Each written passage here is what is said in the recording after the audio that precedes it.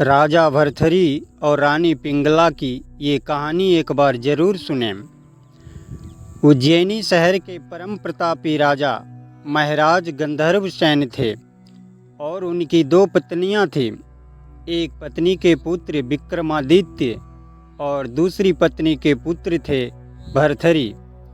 गंधर्वसेन के बाद उज्जैन का राजपाट भर्तृहरि को प्राप्त हुआ, क्योंकि भर्तृहरि विक्रमादित्य से बड़े थे। राजा भर्तृहरि धर्म और नीति शास्त्र के ज्ञाता थे। प्रचलित कथाओं के अनुसार भर्तृहरि की दो पत्नियां थीं, लेकिन फिर भी उन्होंने तीसरा विवाह किया पिंगला से। पिंगला बहुत सुंदर थी और इसी वजह से भर्तृहरि तीसरी पत्नी पर अत्यधिक मोहित हो गए थे और वे उस पर अंधा विश्वास करते थे। राजा पत्नी मोह में अपने कर्तव्य को भी भूल गए थे। उस समय उज्जैन में एक तपस्वी गुरु गोरखनाथ का आगमन हुआ। गोरखनाथ राजा के दरबार में पहुँचे। भर्तृहरि ने गोरखनाथ का उचित आदर सत्कार किया। इससे तपस्वी गुरु अति प्रसन्न हुए। प्रसन्न होकर गोरखनाथ ने राजा को एक फल दिया और कहा कि यह खाने से वह सदैव जवान बने रहेंगे, कभी बुढ़ापा नहीं आएगा, सदैव सुंदरता बनी रहेगी। यह चमत्कारी फल देकर गोरखनाथ वहाँ से चले गए। राजा ने फल लेकर सोचा कि उन्हें जवानी और सुंदरता की क्या आवश्यकता है। चूँकि राजा अपनी तीसरी पत्नी पर अत्यधिक मोहित थे, अतः उन्होंने सोचा कि यदि यह फल पिंगला खा लेगी तो वह सदैव सुंदर और जवान बनी रहेगी। यह सोचकर राजा ने पिंगला को वह फल दे दिया। रानी पिंगला भर्तृहरि पर नहीं, बल्कि उसके राज्य के कोतवाल पर मोहित थी। यह बात राजा नहीं जानते थे। जब राजा ने वह चमत्कारी फल रानी को दिया तो रानी ने सोचा कि यह फल यदि कोतवाल खाएगा तो वह लंबे समय तक उसकी इच्छाओं की पूर्ति कर सकेगा। रानी ने यह सोचकर चमत्कारी फल कोतवाल को दे दिया। वह कोतवाल एक वेश्या से प्रेम करता था और उसने चमत्कारी फल उसे दे दिया ताकि वेश्या सदैव जवान और सुंदर बनी रहे।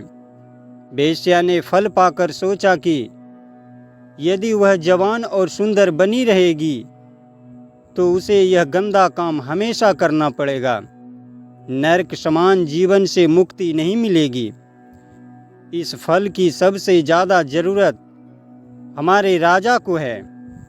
राजा हमेशा जवान रहेंगे तो लंबे समय तक प्रजा को सभी सुख सुविधाएं देता रहेगा। यह सोचकर उसने चमत्कारी फल राजा को दे दिया। राजा वह फल देखकर आश्चर्यचकित रह गए। राजा ने वेश्या से पूछा कि यह फल उसे कहाँ से प्राप्त हुआ। वेश्या ने बताया कि यह फल उसे कोतवाल ने दिया है। भर्तृहरि ने तुरंत कोतवाल को बुलवा लिया। सख्ती से पूछने पर कोतवाल ने बताया कि यह फल उसे रानी पिंगला ने दिया है।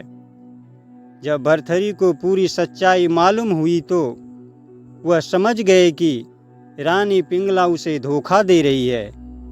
पत्नी के धोखे से भर्तृहरि के मन में वैराग्य जाग गया और वे अपना संपूर्ण राज्य विक्रमादित्य को सौंपकर उज्जैन की एक गुफा में आ गए। उस गुफा में भर्तृहरि ने 12 वर्षों तक तपस्या की थी। उज्जैन में आज भी राजा भर्तृहरि की गुफा दर्शनीय स्थल के रूप में स्थित है। राजा भर्तृहरि की कठोर तपस्या से देवराज इंद्र भयभीत हो गए। इंद्र ने सोचा कि वरदान पाकर स्वर्ग पर आक्रमण करेंगे। यह सोचकर इंद्र ने भर्तृहरि पर एक विशाल पत्थर गिरा दिया। तपस्या में बैठे भर्तृहरि ने उस पत्थर को एक हाथ से रोक लिया और तपस्या में बैठे रहे। इसी प्रकार कई वर्षों तक तपस्या करने से उस पत्थर पर भर्तृहरि के पंजे का निशान बन गया। यह निशान आज भी भर्तृहरि की गुफा में राजा की प्रतिमा के ऊपर वाले पत्थर पर दिखाई देता है। यह पंजे का निशान काफ़ी बड़ा है, जिसे देखकर सहज ही अंदाजा लगाया जा सकता है कि राजा भर्तृहरि की कद काठी कितनी विशालकाय रही होगी। यह कहानी वर्तमान युग में सबसे अधिक प्रासंगिक है, क्योंकि आज के समय में रिश्तों में जितनी उथल पुथल मची है, शायद ही किसी युग में हो। हालांकि रिश्ते नाते कलिकाल से ही विवाद का विषय रहे हैं, परंतु वर्तमान परिदृश्य अत्यंत भयावह है। इस कहानी में जहां एक ओर राजा भर्तृहरि अपनी रानी पिंगला पर अंधविश्वास करते थे और वे अपनी ओर से पूर्णतः समर्पित थे, किंतु समर्पण द्विपक्षीय होना आवश्यक है, वरना रिश्तों की उम्र में अनिश्चितता रहती है। अतः किसी भी रिश्ते में बंधने से पूर्व यह निश्चित कर लेना आवश्यक है कि समर्पण कितना है भी या नहीं।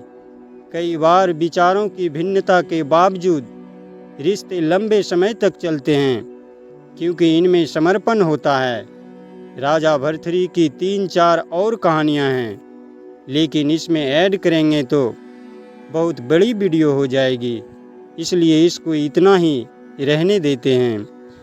अगर आपके प्यार मिला तो एक और भर्तृहरि की कहानी सुना देंगे। कमेंट ज़रूर कीजिएगा। चैनल पर नए हैं तो सब्सक्राइब ज़रूर कर लें। धन्यवाद। यह कहानी मान्यताओं पर आधारित है। लालू ज्ञान गंगा इसकी पुष्टि नहीं करेगा। यह सिर्फ शिक्षा के पर्पज से बनाया गया है।